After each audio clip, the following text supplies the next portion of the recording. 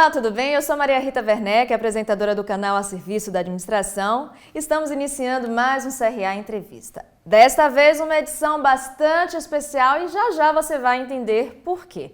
Bom, antes de eu apresentar o nosso convidado, eu quero já pedir para você se inscrever aqui no canal, se você ainda não é inscrito, ativar esse sininho aqui embaixo para receber as notificações e, claro, nos seguir nas redes sociais para que nos acompanhe, né? Receba todos os conteúdos. Você que já faz parte aqui da nossa família, que já faz parte aqui dos nossos encontros, dos nossos programas, muito obrigada pelo apoio, muito obrigada pela parceria e, claro, sabe que pode compartilhar esse link com quem você quiser nos seus grupos de WhatsApp, nas redes sociais, tá bom? Bom, o nosso convidado de hoje, ele é bastante especial.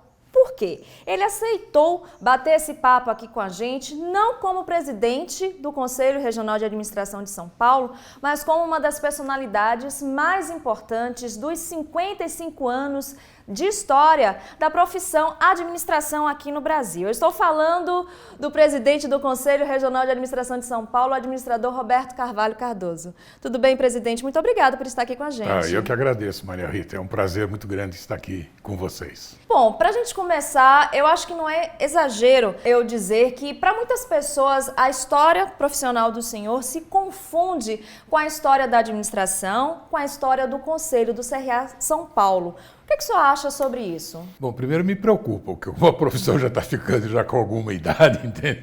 E obviamente a gente está acompanhando. Mas por outro lado, eu acho que foi uma oportunidade única. Ou seja, ver uma profissão desde o seu nascedouro. Então, é com muito orgulho e satisfação que eu participei desde esse nascedouro. Quer dizer, até diria antes dela nascer, quando se discutia, vamos dizer assim, o projeto de lei que veio a regulamentação. Bom, o senhor, aproveitando, né, essa deixa do senhor, eu gostaria que o senhor falasse para a gente se o senhor lembra de algum momento, assim, dessa fase embrionária da administração aqui no Brasil que o senhor participou. O senhor participou de cursos, os primeiros cursos de administração, a criação desses primeiros cursos de administração do país. Como é que era essa fase? Como é que foi esse momento? Quando iniciou, a bem da verdade, não acreditava, assim, que a administração fosse vir e se implantar da forma como ela se implantou e ela se desenvolveu. E, diga-se de passagem, até ela era vista assim como um tipo patinho feio, como algo que veio que não teria sucesso. Obviamente, olhando assim sobre o lado profissional de outras profissões, como se viesse assim, uma concorrência que aquilo não teria lá grande importância, vamos dizer assim, no sentido do cenário das outras profissões. Mas o que ocorreu realmente foi exatamente o contrário. Realmente ela foi extremamente pujante, ela veio com muita força e hoje a gente nota assim, que no cenário, sem sombra de dúvida, ela é uma das principais funções. Obviamente não estou tirando assim, a importância das outras profissões. O senhor lembra de algum fato curioso, alguma história que o senhor acha interessante a gente falar aqui, até para os jovens profissionais, né, as pessoas que ainda estão estudando? Então, veja, para vocês terem uma ideia, eu acho que não sei até que ponto isso corroborou. Com certeza os jovens não sabem e provavelmente muitos menos jovens também não sabem ou não se lembram. A nossa profissão, quando foi instituída, quando ela foi regulamentada, e isso todas as profissões têm que ser assim, pelo legislativo, o nome da profissão era técnico de administração. E aí eu falei, mas caramba, por que esse nome? Porque técnico dá ideia de nível médio. Nada contra, pelo contrário, tem seu papel, é extremamente importante, vamos dizer assim, o técnico, tá? Mas acontece, a profissão, como todos sabem, ela é de nível superior. E técnico dá ideia de nível médio. Aí fica a pergunta, mas por que o nome técnico de administração? A razão é que na área pública, no antigo DASP, o cargo técnico de administração era do mais alto nível. Então ele era reconhecido e isso já existia como cargo na estrutura pública. E para que não houvesse dúvida quanto à intenção e também os direitos dos gestores públicos, deu-se o nome de técnico de administração. E isso daí a gente batalhou por um bom tempo. E, então, veja, a nossa lei foi de 1965, os conselhos praticamente foram implantados em 69, janeiro de 69, a primeira diretoria de todos os conselhos, E só nós fomos conseguir a mudança em 1985, aí de técnico-administração para administração. Bom, além de ter participado, né, dessa fundamentação, digamos assim, né, presidente, da profissão de administração aqui no Brasil, o presidente também participou da criação desse símbolo, esse símbolo que a gente vai até ampliar agora na tela, que é o símbolo que representa a profissão de administração. Como é que foi isso, presidente? Sem falsa modéstia, né? Isso foi graças a nós. Foi uma sugestão que foi dada por nós, assim, ao Conselho Federal. Na época, assim, como todas as profissões, tinha lá seus símbolos, seus logos, suas logomarcas, né? E as nossas, tinha uma série delas, que eu me lembro, apresentava lá uma abelhinha. Outra era setinhas, uma série de setas dando ideias também de direção, de coisa de administração. Outras organizações usavam a colmeia como uma estrutura de organização, entendeu? Então, querendo simbolizar a profissão. E aí, nós, São Paulo, numa reunião, eu cheguei e falei, escuta, eu acho que está na hora de unificar, de ter um único. E aí, então, que na época, me lembro bem, era o Guilherme Quintanilha de Almeida, que era o presidente do Conselho Federal, ele muito sabiamente falou, bom, já que vocês sugeriram, então vocês façam, por gentileza, tá certo? A gentileza veio por conta. As normas, assim, de um concurso da elaboração do novo símbolo. Bom, foi feito. Foi um concurso a nível nacional, foi muito interessante. Tivemos aí da ordem de quase uns 320 trabalhos. E aí, então, que surgiu, eu nunca me esqueço, aliás, uma curiosidade, obviamente, muitos trabalhos foram eliminados, e no final, vamos dizer assim, ficaram 3 trabalhos. E esse trabalho, assim, além de nós sugerirmos de fazermos, vamos dizer assim, todos os critérios desse concurso, nós também financiamos. Quer dizer, foi São Paulo e Rio de Janeiro, que eram os conselhos mais ricos na época, né, por número de associados, né, da premiação de quem ganharia. Então, no final, ficaram 3 só. Aliás, tive muito prazer de fazer parte dessa comissão, que foi presidida pelo Mindlin, o Efraim Mindlin, todo mundo conhece, né, bibliógrafo, né, famoso, etc. Tal. O Ziraldo fez parte também. E aí ficaram 3 trabalhos e uma curiosidade que tem a ver com a pergunta que você me fez na primeira aí. 2 trabalhos, um era um A estilizado. Uhum. E o outro era esse logo que tem. Então o que ocorreu? Eu defendia de unhas e dentes o A. O A, falou, bom, tem que ser o A, porque a gente queria mudar de técnico de administração para administrador, estava batalhando naquilo. E, obviamente, naquela época ainda era técnico de administração. Então, todo mundo lá estava indo bem para o CHU, tal. O Mindlin, muito, sabe, não, tudo bem e tal. E discutindo, aí fomos almoçar. Isso em Brasília, né? A comissão toda lá presente. Naquele tempo não tinha, nem se falava em virtual, não existia. Aí fomos almoçar. Voltamos do almoço, aí o Mindlin pega e fala assim, olha, eu tive pensando, entendeu? Eu acho que o A, que estava mesmo quase certo, eu estava feliz da vida, né? Que eu repetindo aí, aprovado, né? Ser aprovado, né? Ele falou, não, esse A não está com nada, não está muito bom, não. Eu acho que é o outro. Por que o A? Aí ele fez uma coisa que, para mim, foi muito interessante. Ele falou, se nós reduzirmos, isso eu aprendi, se a gente pegar um logo e reduzir, reduzir, se ele não tiver boa definição, ele vira um ponto, ele some. Sim. E o A vai acontecer isso. Mas esse símbolo, que hoje é o nosso, pelo contrário, ele pode vir, puxa, beleza, vai funcionar, ele atende esse requisito básico. Bom, resumo da história, foi aprovado esse logo. Não precisa dizer que eu fiquei muito chateado, não é possível. Mas hoje já se tornou... Depois de ser... Bom, aí o que aconteceu? As instituições, isso que eu digo que é o sucesso, né? As instituições todas começaram a usar esse logo. E diga-se de passagem, esse logo ele é usado na América Latina, de maneira geral, por todos, adotaram. Isso é um forte sinal de que venceu. E aí depois de 6 meses, um dia encontrei o Mindlin e falei, Mindlin, eu confesso que eu não gostei da decisão, mas hoje eu lhe dou razão, você tinha toda a razão. Presidente, a primeira sede do CRA São Paulo funcionava numa sala ali na região da Bela Vista, Rua Cincinato Braga. Hoje, Estamos, né, aqui na Rua Estados Unidos, numa bela sede que dá muito orgulho aos profissionais registrados e a todos que trabalham aqui. Queria saber do senhor se lá no início, né, o senhor imaginava que foi justamente a primeira passagem do senhor como presidente, né, já foi nesse início lá na sala da Bela Vista, se o senhor imaginava que a evolução, né, do CRA chegaria nesses tantos anos, nessas décadas, com essa pujança, né, digamos assim? Maria Rita, aí cabe uma correção. Veja, o Conselho não começou numa sala na Cincinato Braga. Ele começou numa sala, sim, na Delegacia Regional do Trabalho, na Martins Fontes.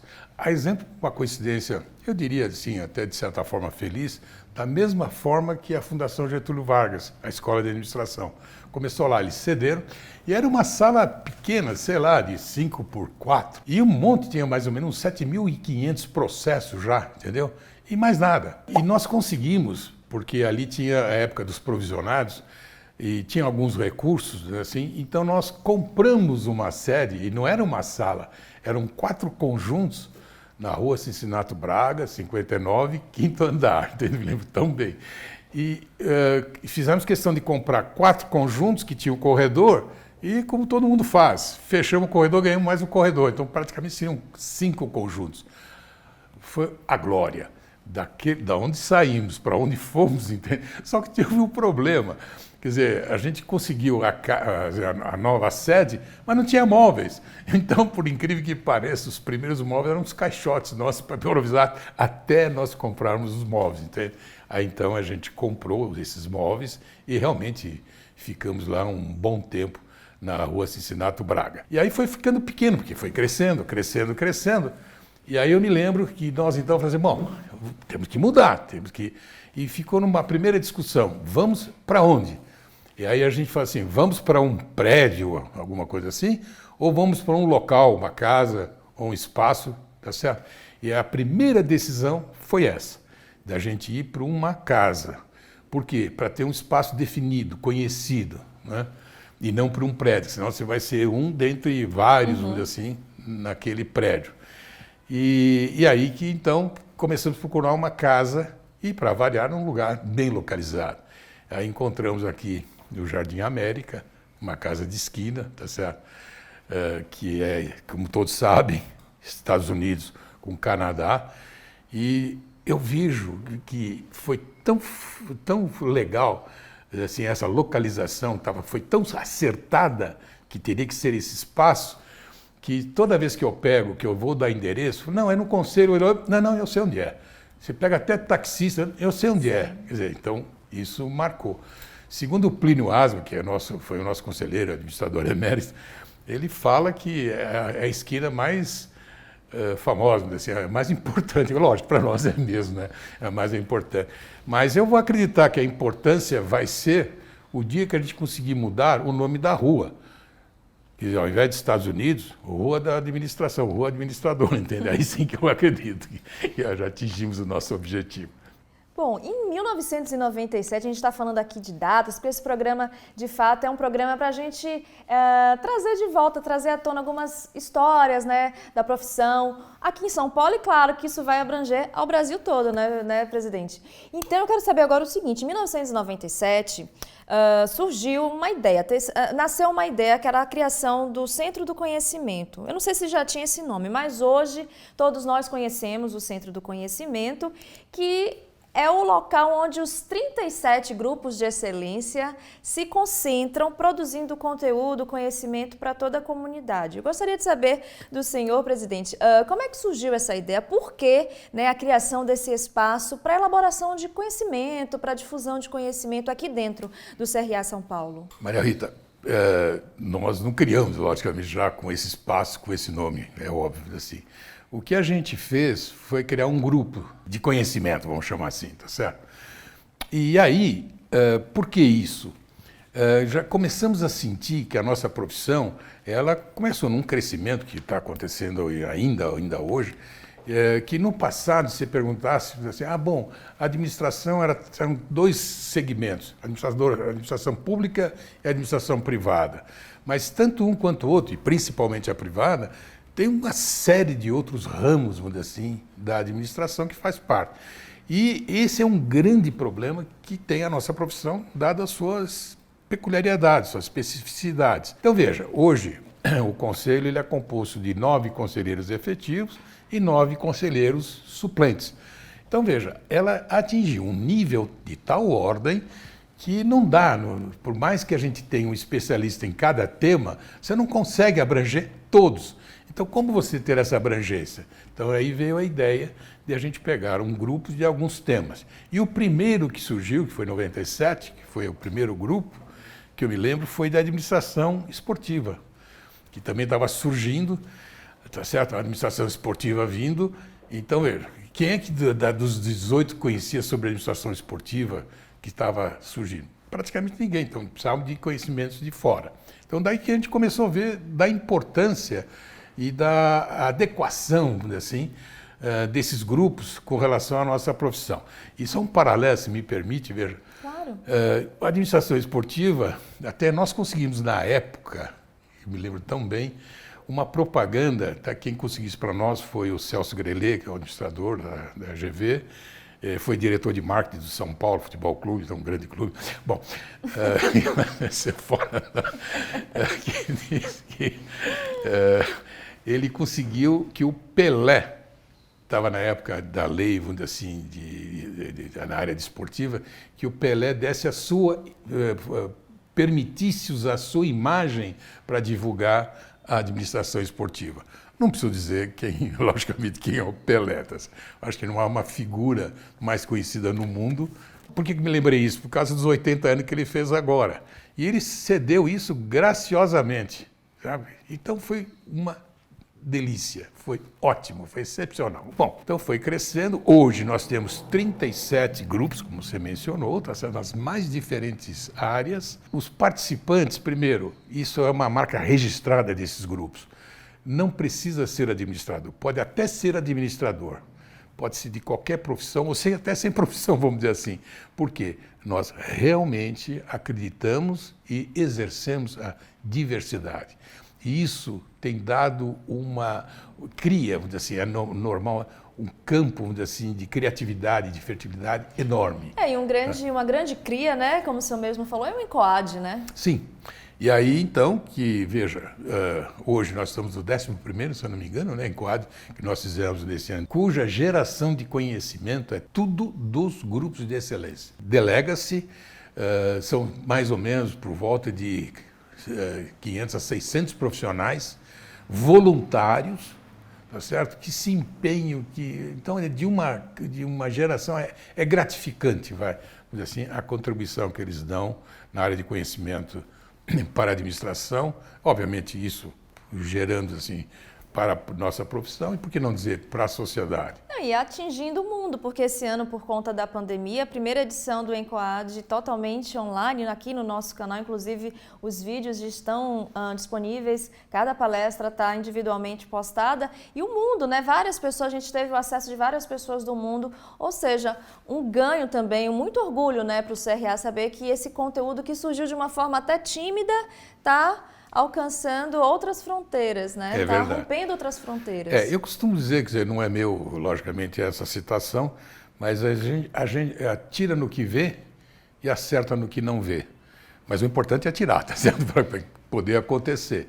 Então é isso que você está mencionando. Nós nunca esperávamos, nós sempre tínhamos, diga-se de passagem, sérios problemas em fazer o ENCOAD, porque a gente estava com espaço, a gente precisava de espaço. E ultimamente os espaços... Cada ano crescia mais a demanda, né? O público. Aí, não vou dizer felizmente, logicamente, veio a pandemia e falou, agora não dá para ser presencial. E aí muita gente, isso é uma crítica que eu faço assim, a sociedade de maneira geral, dizer, nessas dificuldades, o que você faz? Não dá para fazer, não faz. Não, pelo contrário, vamos fazer sim. E aí teve-se a ideia, assim, todos... aliás, nossos colaboradores foram excepcionais, vamos fazer totalmente online e foi um sucesso.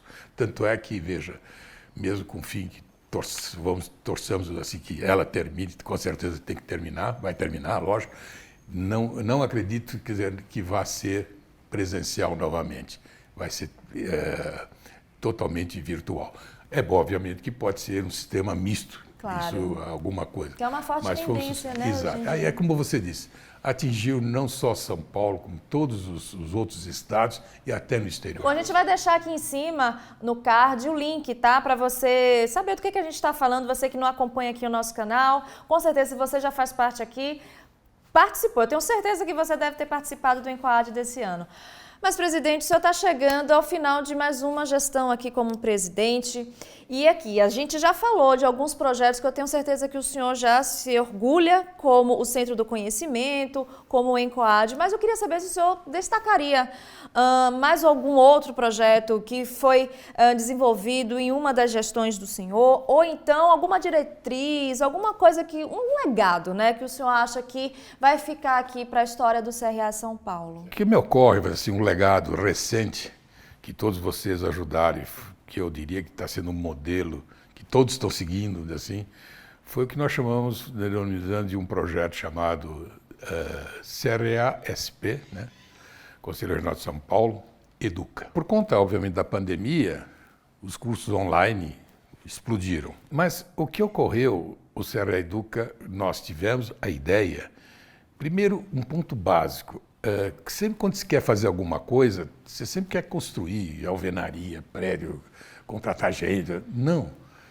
Nada mais de grande sabedoria você se juntar, fazer parceria com quem tem a expertise.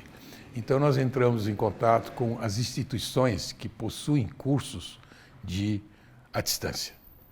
E hoje, nós estamos com 51 instituições parceiras, tudo graciosamente. E temos 2017 cursos no campo da administração, nas mais diferentes áreas que qualquer um pode fazer. Detalhe, qualquer um.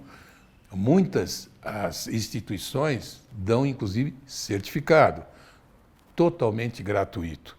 E a ideia que a gente depois foi formulando, a gente sempre vai, vamos dizer assim, acertando em voo, vamos dizer assim, que nem havia, é de que isso que nós estamos agora conseguindo, e aí até esse CRA Educa deu um filhote, que é do Empreende ADM, tá certo? ADM Empreende, que é de que quem fizer esse curso, ele vale no seu curso de formação de bacharelado. Então é um movimento delicioso, gostoso, porque você vê que hoje esse CRA Educa, nós temos aí basicamente quase 20 mil inscritos, aproximadamente, tá certo?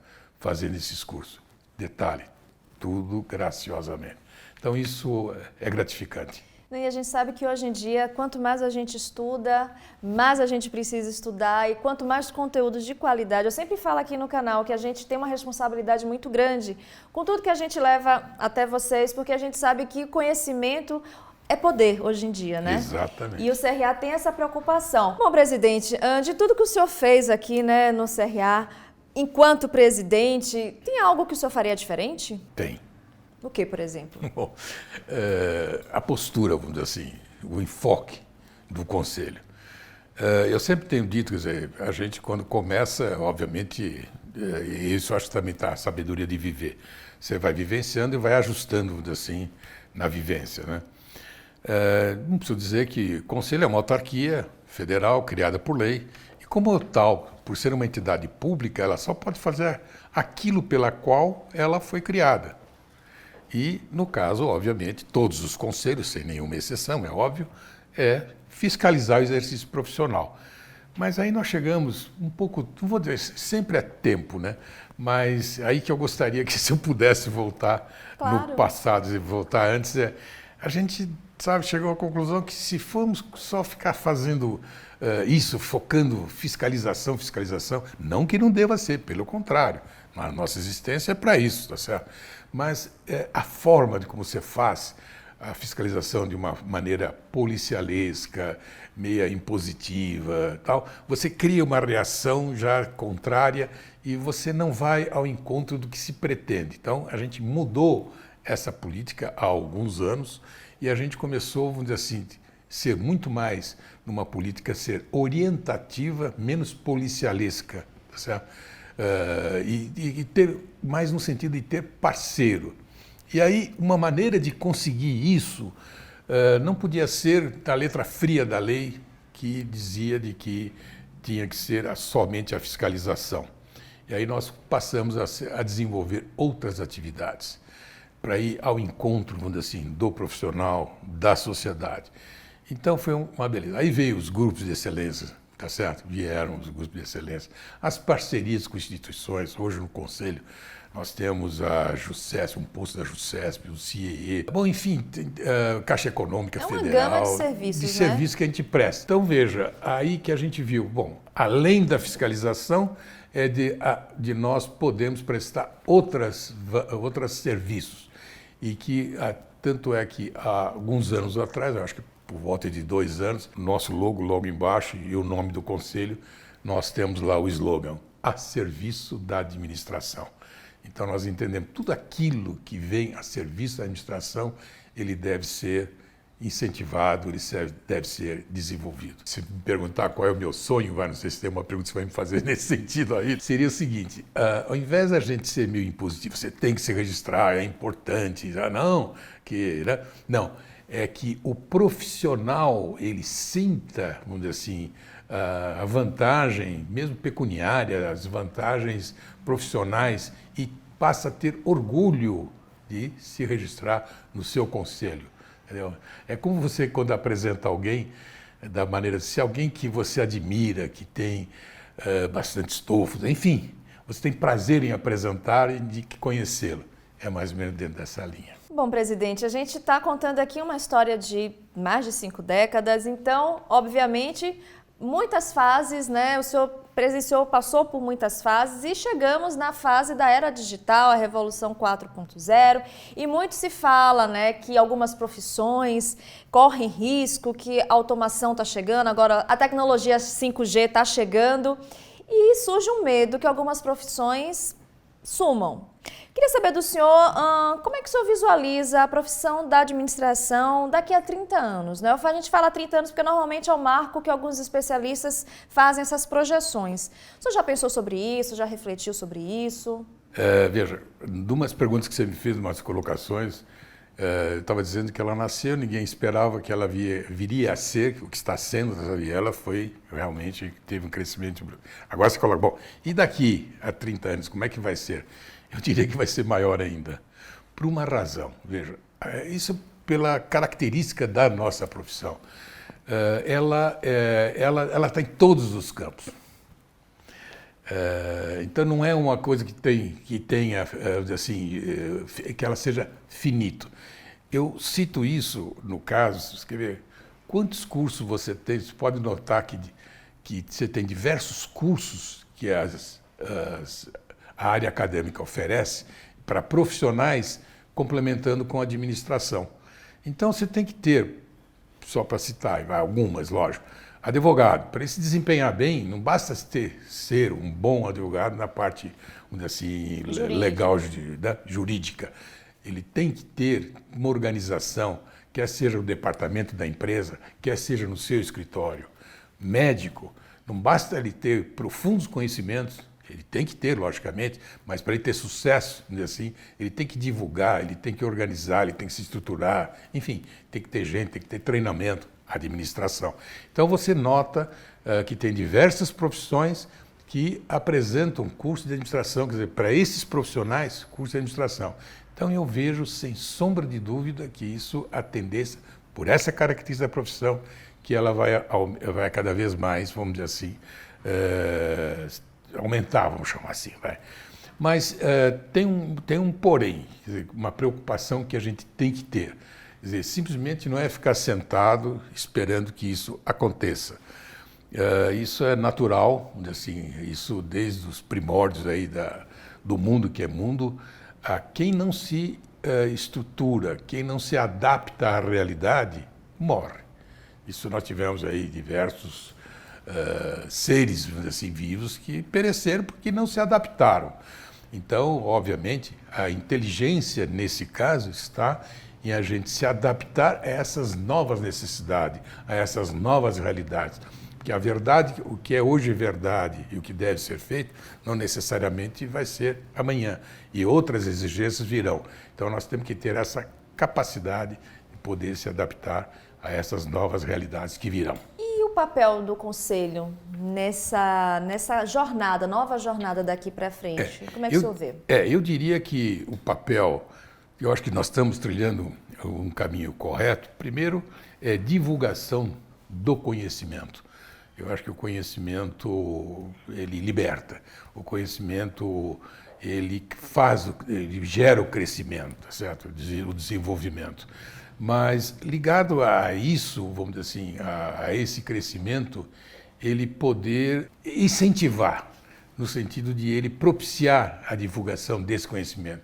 Porque, veja, não basta você ter um conhecimento e você guardar só para você. Aliás, um princípio simples que eu vejo da teoria do conhecimento, que antigamente, se A tem um conhecimento, B tem o seu conhecimento.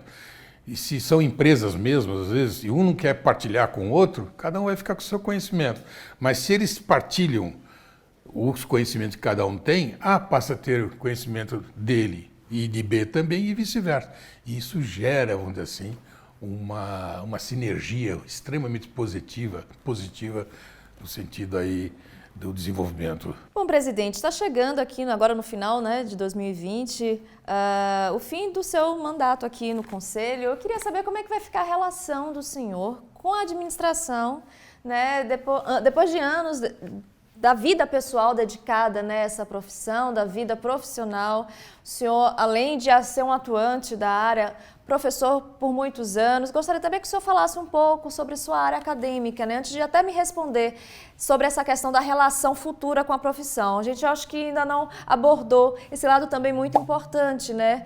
Muitos profissionais que inclusive já passaram aqui, que sentaram nessa cadeira, já foram alunos do presidente Roberto. Então conta pra gente. É interessante, veja, assim como eu participei desde o começo da profissão, do conselho, do seu nascedor, antes do nascedor, eu participei também da criação dos cursos, não eu, mas eu vivenciei o melhor. Fez parte da geração. Isso, da criação do curso de administração, porque o curso de administração não existia. Então, o primeiro curso, basicamente, os primeiros cursos, né, assim, foram aí da década aí de 60, efetivamente. Claro que já havia um, mas era, assim, bastante pequeno. E eu vejo os cursos de administração o seguinte, eu vou dar o exemplo de como eu via, na época, a criação do curso de administração na FEA USP, que chama-se FEA hoje, antigamente era FECEAUSP, Faculdade de Ciências Econômicas e Administrativa da Universidade de São Paulo. Aí então falou, agora cria-se o curso de administração. Então aí falou assim, estou deduzindo, o que tem? Direito? Direito. Então, vai lá na faculdade de Direito, juristas e tal, vamos lá pegar a parte jurídica do direito. Nós precisamos de histórias, né? Então vamos na faculdade de Filosofia de História, pegou lá um historiador. Nós tínhamos um geógrafo, tá certo? Matemática, e aí na faculdade de Matemática. O que aconteceu?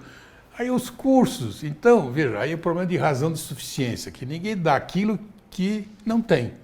Então, matemática ele dá um enfoque puramente matemático, matemática pura. O estatístico ia dar uma estatística pura. O direito e tal. Mas estava faltando, assim, nesse curso. Então, era uma colcha de retalho. Então, quando é que começou isso? Assim, aqueles que saíram foram ao mercado e voltaram e, peraí, não é bem assim. Você precisa ter conhecimento nessas áreas, mas o enfoque é esse. Vou pegar um exemplo simples. A gente falava assim, por exemplo, você vai aprender regressão linear, da estatística. Quando falar numa regressão linear, mas era só matemática, só estatística pura. Mas não se tinha um exemplo de uma regressão linear, assim, prático, tá certo? Enfim. Então, aqueles que saíram, repetindo, viram como é que era o mercado, com aqueles conhecimentos, e voltaram, aí a coisa começou a ser formatada, começou a formar. Então eu tive, e logicamente até pela excelência da Universidade de São Paulo, né, que é conhecida, que era profunda, vai em profundidade, e muito científica, muito teórica, entre aspas. E eu me graduei lá, eu fiz a minha graduação lá, terminei em 1965. E o curso lá começou em 63, Comecei fazendo economia, depois, bom. Aí depois eu prestei concurso para a Fundação Getúlio Vargas. E lá o enfoque era mercado. Enquanto você tinha lá as cátedras, quer dizer, o fim das cátedras praticamente, assim, na Universidade de São Paulo, e ainda os efeitos dela, na outra era departamento. Então, o chefe de departamento era eleito, voltado totalmente ao mercado. Então, essa miscigenação, essa mistura, para mim foi excepcional. E os dois ganharam. E essas instituições hoje são modelos, logicamente você tem diversas outras que também estão sendo modelos. Então isso foi tem sido extremamente positivo para o ramo acadêmico. Quantos anos de sala de aula? Logo que eu me formei, eu já comecei a dar aula. Eu estava na PUC de Campinas, trabalhava na Vilares, depois dei aula no São Luís, tá certo? No curso de economia, depois dei na Exam, antiga Exam, que hoje é chamada FEI. Aí depois prestei concurso na Getúlio Vargas, eu fiquei tão somente lá. Mas em termos de ensino, eu diria que tem aí uns 45 anos de ensino. Aliás, você me fez lembrar uma coisa. Eu não respondi a pergunta que você me fez, assim. E o que eu vou fazer, né? Não, vou retomá-la, Tá vou retomá-la. Bom, uma coisa é certa, eu não vou parar. Disso eu tenho comigo mesmo. Eu acho que parar é você começar a declinar. Então você tem que continuar, lógico, com outras formas. Mas eu tenho uma característica que eu mesmo me pergunto se é bom ou ruim. Quando eu pego alguma coisa, eu não largo mais, tá certo? Então, veja, eu tenho 45 anos, sei lá, desde 65, quando me formei, de ensino. Depois, na Getúlio Vargas, como professor, eu fiquei 42 anos, né? Me aposentei, assim, em 2010 agora. Eu fui presidente do Fundo de Bolsas, que é um modelo, assim, hoje diversas instituições utilizam. Mas a primeira mesmo foi lá, não fui eu, isso eu já estava, eu só dei uma potencializada, vamos dizer assim. E lá eu fui presidente do Fundo de Bolsas há 35 anos, no Fundo de Bolsas. Eu só terminei quando saí. Nós temos o Sindicato dos Administradores do Estado de São Paulo, que eu também sou desde o nascedor, que eu sou presidente desde 53 anos, entende? Então, tudo isso, assim, tem umas longevidades, eu não... Então, eu continuo, e me aperfeiçoo. Eu acho que isso, sempre com os jovens, eu acho que a gente dá é muito gratificante, é muito positivo esse posicionamento. E o que o senhor pensa quando vê um ex-aluno do senhor numa posição de destaque? Como eu falei, a gente já entrevistou aqui algumas personalidades, lideranças que são reconhecidas e que eles mesmos falam, eu fui aluno do presidente Roberto, eu estudei com o presidente... Enfim, o que o senhor pensa, né, quando o senhor vê isso? Olha, aquele rapaz, aquele presidente, aquele CEO daquela multinacional foi meu aluno. Olha, eu me sinto gratificado, né? E eu fico torcendo porque ele tenha boa lembrança da minha, tá certo? Que, assim, do convívio, da transmissão. Se ele está lembrando, eu acredito assim, que ela é sempre positiva. Mas tem um porém aí, sabe? Quer dizer, esse é o aluno que foi meu aluno. E uma outra fase também, assim, outra frase que é muito gratificante para mim, é quando ele fala assim, poxa, você foi aluno do meu filho. Eu falei, caramba, eu fui do pai do filho agora. Pô, que legal, né? Então, mas isso me preocupa a hora que chegar e falar, pô, você foi professor do meu neto. Ou seja, a terceira geração, né? Então... Bom, depois de todo esse currículo, né, incrível que o senhor falou pra gente, as décadas de dedicação à administração, como é que vai ficar a relação do senhor com a profissão a partir de agora, né, do final desse ano, quando acaba aqui esse mandato como presidente? Quais são os projetos futuros? Eu diria até de certa forma que devia como se fosse uma obrigação para aqueles que já trilharam uma certa fase da vida, já de experiência, de transmitir essa experiência e esse conhecimento. Então eu acho que isso é quase como se fosse uma obrigação, porque realmente o que eu diria, vamos dizer assim, a escola da vida é uma senhora escola, você aprende muito, sabe? o bom senso, o equilíbrio, de como é que você vai se portar e, por que não dizer, os conhecimentos, tá certo? Então, eu acho que ainda dá para, tenho que continuar, até por uma questão de satisfação pessoal. Isso eu realmente pretendo não parar. Bom, estamos finalizando esse bate-papo, presidente, e antes da gente encerrar, na verdade, para a gente encerrar, eu gostaria que o senhor deixasse uma mensagem para todos que estão nos assistindo, né? A gente sabe que o YouTube ele tem um alcance muito grande e esse canal, o canal a serviço da administração, ele foi criado durante a sua gestão. Então, eu gostaria que o senhor falasse um pouco para essas pessoas que estão aqui nos vendo, mensagem para os profissionais novos, para os profissionais mais maduros, para os estudantes. Fique à vontade, assim, o que é que o senhor quer deixar de mensagem para essas pessoas que acompanharam um pouco, né, sobre a sua história, um pouco sobre a história aqui do CRA, um pouco sobre a profissão da administração aqui no São Paulo e no Brasil, né? Porque nasceu aqui no Rio de Janeiro, né, e foi para o Brasil todo e a gente hoje tem 55 anos, né? É verdade. Da administração. Bom, eu acho que, primeiro, formação. Nunca esquecer, pelo contrário, de potencializar cada vez mais, vamos chamar assim, a formação acadêmica. Mas, no caso específico, isso vale para outras profissões também, algumas, não esquecer do mundo prático. Essa combinação da teoria com a prática, ela é extremamente salutar. Ela que uma interage com a outra e realmente o profissional torna-se perfeito. Não pode ser nenhum, nem outro. E, por que não dizer, hoje em dia, vamos dizer assim, dado o mundo, o conhecimento são tão rápidos, tanto conhecimento, que confesso que até não tenho muita inveja assim, dos jovens, não. Porque eu diria que eles terão que ser uns eternos estudantes. Ou seja, ele vai ter o seu bacharelado, vai ter seu mestrado, seu doutorado, vai na empresa, vai ter aí os cursos assim profissionais. Enfim, ele não vai, nem pode parar, obviamente, de obter conhecimento. Não necessariamente nos bancos escolares. Pode ser congressos, seminários, leitura, enfim. A própria internet, né? Como a própria internet hoje, nossa, é o mundo, então não pode parar.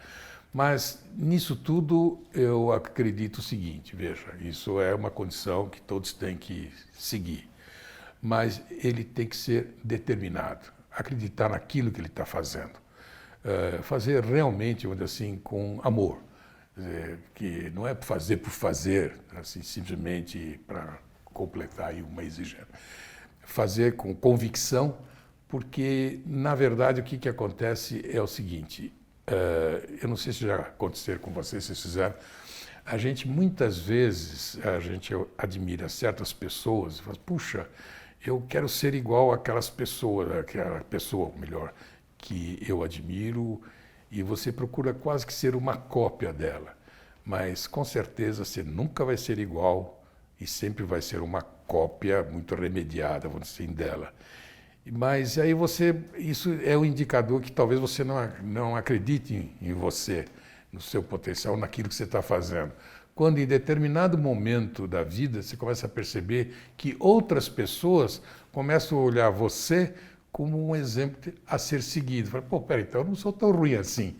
Tá certo? Então, uma coisa é certa, não pense no imediatismo. Faça aquilo que você acha que é correto, assim, pensando no futuro, a médio e longo prazo. Nunca querer ser imediatista, porque nada acontece de um dia para outro. Porque o conhecimento vem. E por que não dizer, no comportamento assim, profissional da sua vida, ser ético e ter uma conduta ilibada. O resto vem por consequência. Bom, último recado. Meu mandato termina agora em dezembro. O que eu vou fazer? Não vou parar, como já falei a vocês, tá certo? Isso é básico. Mas um ponto importante, eu vejo o importante não são somente as pessoas, mas principalmente a instituição. E aí, no caso, o CRA de São Paulo. Isso eu comparo como se fosse uma corrida de bastão. E vou entregar o bastão. E tenho certeza que os colegas vão na mesma linha, no mesmo diapasão. Essa é o meu sonho, e assim, o meu desejo para os meus colegas. Perfeito, presidente. Bom, quero agradecer ao senhor mais uma vez por ter aceito, né? Quero desejar para o senhor muito boa sorte nessa nova fase, né, que o senhor está iniciando a partir do final desse ano. Muito obrigada. Muito obrigado. E eu também agradeço de coração a oportunidade de estar aqui lembrando os bons momentos que eu vivi junto com a nossa profissão. Muito obrigado. Bom, e aqui a gente encerra essa edição especial do CRA Entrevista. Muito obrigada a você que ficou conosco. Se você ainda não é inscrito aqui no canal, por favor, se inscreva. Não esqueça de ativar o sininho aqui embaixo para receber as notificações. Nos siga nas redes sociais, no nosso podcast ADMcast. Compartilhe esse link para que mais pessoas tenham acesso a esse conteúdo e a tantos outros que estão aqui no nosso canal. Até a próxima. Tchau, tchau.